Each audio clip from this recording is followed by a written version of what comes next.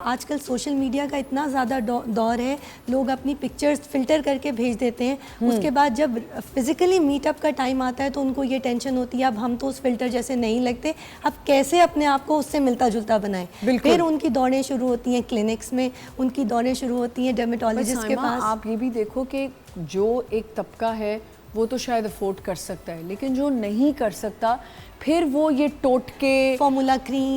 Creams पे चले जाते हैं, या वो ये जो हमारे यहाँ सोशल मीडिया में जो कोई बैठ के देखें, आप सोशल मीडिया पे बैठी हैं, एक आपने अपना चैनल बना लिया,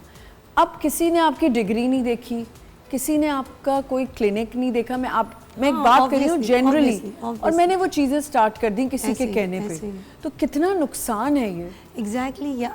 आप शॉर्टकट ढूंढने लगते हैं ना, क्योंकि आपने अब मीटअप का टाइम आ रहा है, आपने शॉर्टकट में अपनी टैन स्किन को वाइट बनाना है क्योंकि आपने फ़िल्टर में अपने आप को वाइट दिखा दी है, आपने फ़ोटोशॉप करके अपनी नाक को तो पतला कर दिया बट नेचुरली आपकी नाक मोटी है, या आपके लिप्स जो हैं वो इतने ऑगमेंटेड नहीं है और आपने फ़िल्टर में उसको शो कर दिया है। अब उसके लिए वो जो हम एक दौड़ में लग जाते हैं ना कि अनअचीवेबल को अचीव करने की दौड़ में, और स्कैम्स इतने होने लग गए, इसी वजह से स्कैम्स भी हो रहे हैं, लोग परेशान भी हैं और तलाकों का रुझान भी बढ़ता जा रहा है इन्हीं सब चीज़ों की वजह से, क्योंकि सेटिस्फेक्शन नहीं है, सेटिस्फेक्शन नहीं है। बिल्कुल। तो साइमा, जब ये लड़कियां, यंग लड़कियां जो आती हैं, क्या मैंने तो कुछ लड़कियों को ये भी देखा साइमा कि वो बैठ के क्लिनिक्स में कह रही हैं कि हमें वाइट कर दें, ऑलरेडी अच्छी कॉम्प्लेक्शन है but they want to get so fair कि उनको होता है बस हम बहुत फेयर हो जाएं। क्या आप समझती हैं कि इसमें हमारी इंडस्ट्री का भी कुछ है कि लड़कियों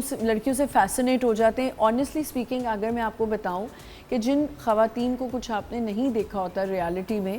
उनकी कॉम्प्लेक्शंस बहुत वीटिश होती हैं, बहुत नॉर्मल वीटिश कलर की होती हैं, गंदमी जिसे कहा जाता है, या थोड़ी डार्क होती हैं, क्योंकि वो जब टीवी पे आते हैं तो बहुत हसीन लग रहे होते हैं। बिल्कुल सब आप इसको ज़्यादा बेहतर एक्सप्लेन कर सकती हैं कि जो वीटिश कॉम्प्लेक्शन होती है उसको स्क्रीन ब्यूटी बहुत अच्छी मिलती है। सबसे खूबसूरत कॉम्प्लेक्शन जो है ना वो टैन कॉम्प्लेक्शन कंसीडर किया जाता है, क्योंकि उसमें अट्रैक्शन सबसे ज़्यादा होती है। आप देखें जितने यूरोपियंस हैं, अंग्रेज़ हैं, वो सब स्पेशली धूप में लेटते हैं ऑयल लगा के ताकि वो टैन हो। वो तो आप छोड़ें, अगर आप फॉरेन कंट्रीज में देखें तो वो जितने फेयर हैं वो उतनी ही टैन डबल अंडर टोन लेते हैं अपने लिए, just to show them more attractive, क्योंकि डेफिनेटली जितना आप वीटिश टोन की तरफ जाते जाते हैं उतना आपका अट्रैक्शन में इजाफा होता है। And you are right, not